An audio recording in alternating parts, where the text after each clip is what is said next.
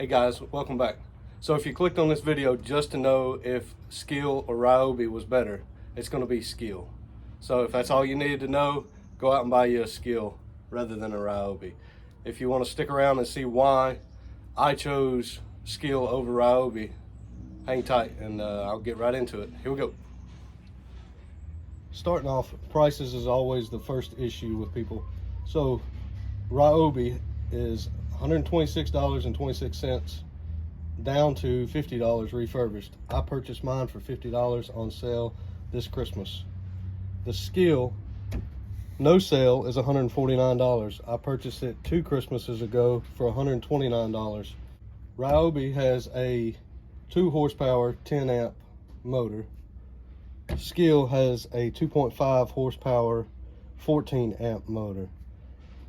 Both of these come as a 1/2 inch, or they have a sleeve for a 1/4 inch collet that you can insert in there. Both of these also come as variable speed. This one ranges from A to F. This one is a little different. It is a digital display and it ranges from speed 1 up to speed 6. Each number has 2 speeds, so you actually have 12 speeds in this Skil, ranging from 10,000 RPM up to 25,000 RPM. This one, Ryobi, ranges 15,000 RPM to 25,000 RPM. But it does not have an RPM indicator to tell you exactly what RPM each letter starts off as.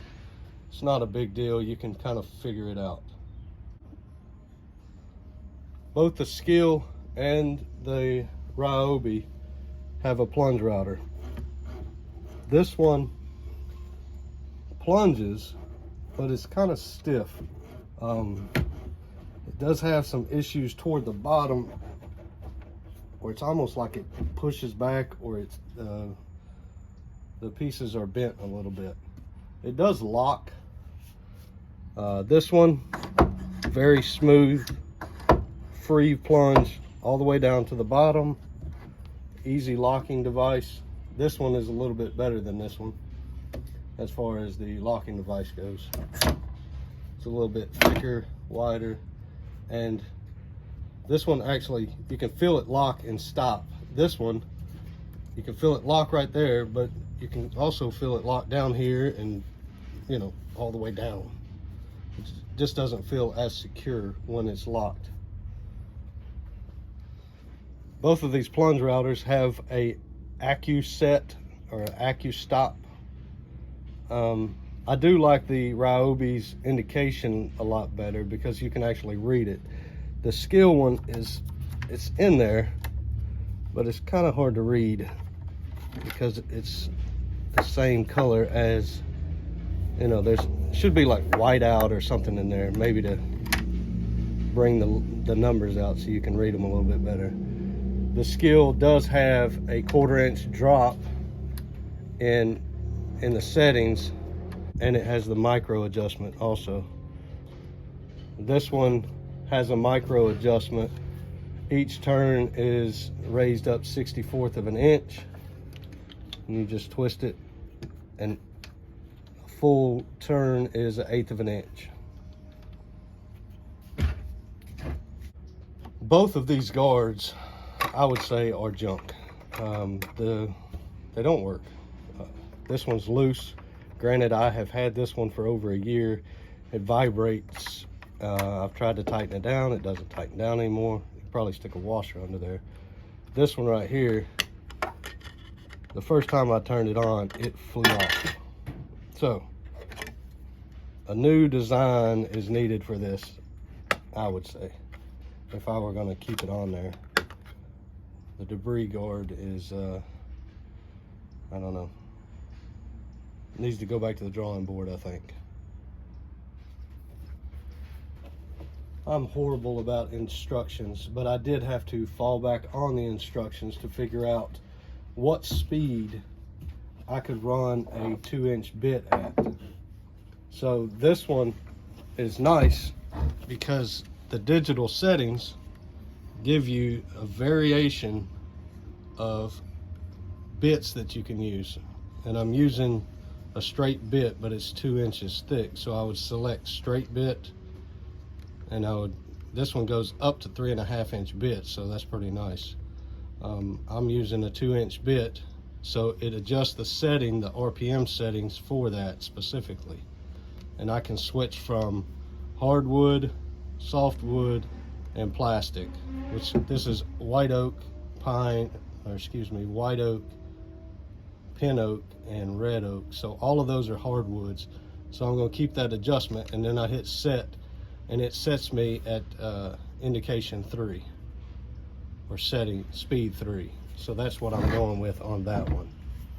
Got a little chart that tells you where your router bit, how big your router bit is, and what speed selection you need to be on. So to the Ryobi, no speed selection. Obviously hardwoods are going to be a slower setting than softwoods, but in that case I bought this to use as a router to plane down slabs.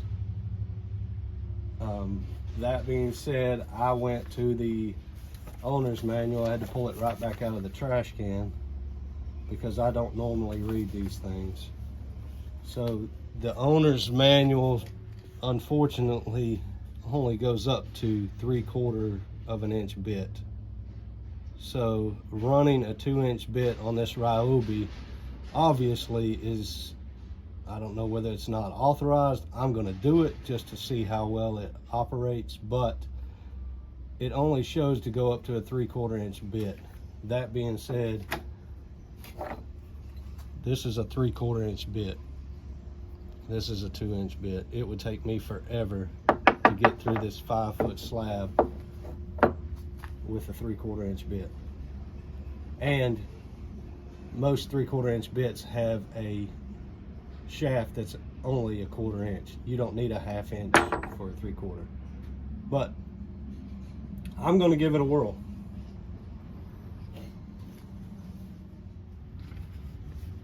So the next thing I'm going to do is I'm going to turn these on one at a time and run through the variable speed settings so you can actually hear how they sound.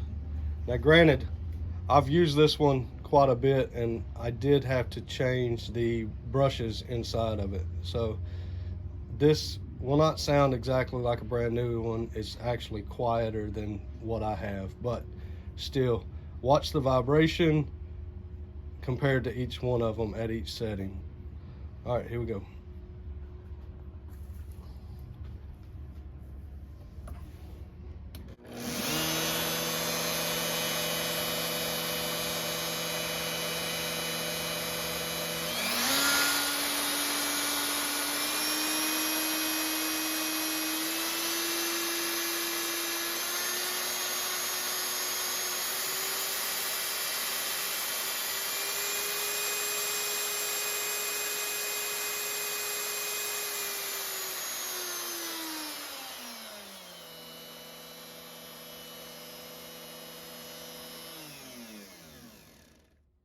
The little bit of grinding in there is because I messed up this router. Even though it's messed up, I still like it better than the Ryobi, to be honest with you. All right, here we go. The Ryobi on-off switch is over here. This one's got a toggle switch. This one's just got a up and down toggle switch. Nothing too bad about it. All right, first setting.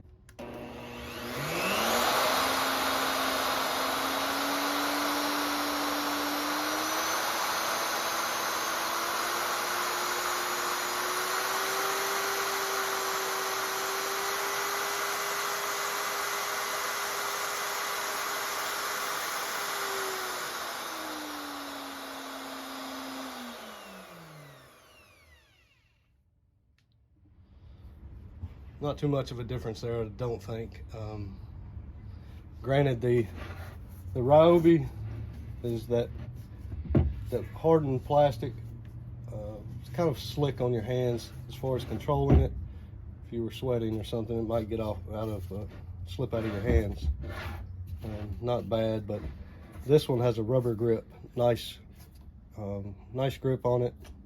Very easy to operate, and honestly, I like it a little bit better. One thing before we get to trying out both of them, doing a comparison on how well they work. The base to this is clear plastic. Obviously, I could stick this in there, but I don't. I just took it off so it slides on my router sled pretty freely. This one is pretty smooth. It has some huge bolts in it. I would say 1/4 inch bolts, and these are all tiny. These are somewhere around 1/8 bolts that go into here. I'm not sure how many attachments you could make with this. It does come with the bolts, the 2 bolts, but I don't know if you would need them or not. So that being said, let's get started, and I'll start with the Skil. Here we go.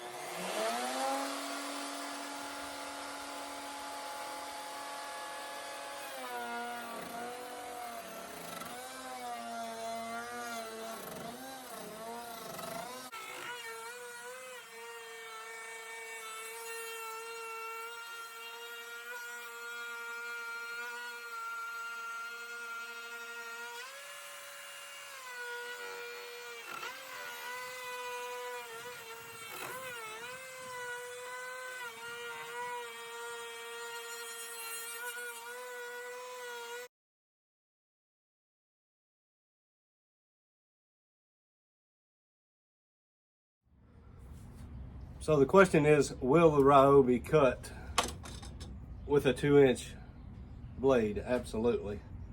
What happened there at the end was the locking device loosened up on me, and it actually caused it to shift up, and it quit cutting. Simple as dropping it back down and going back to work.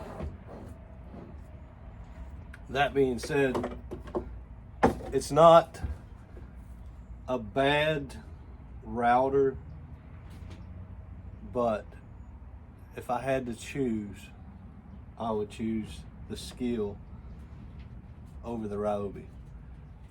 If you're just lacking in funds as far as money goes, it will do the job. Will it do it as good as the Skil? Probably not, I don't think, but it will do the job.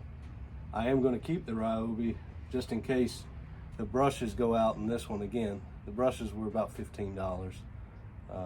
It was my fault. There's nothing wrong with the router itself. I burnt the brushes up because I was running the router at too high of an RPM than what it was suggested on the chart. So it's my fault. With that being said, for $12 or $15, it wasn't too bad. Just take the caps off, replace the brushes, and go back to work. All right, if y'all enjoyed this video, give me a like, give me a thumbs up. If you think it helped you out at all, leave a comment. Let me know how it worked out. All right. See you on the next one.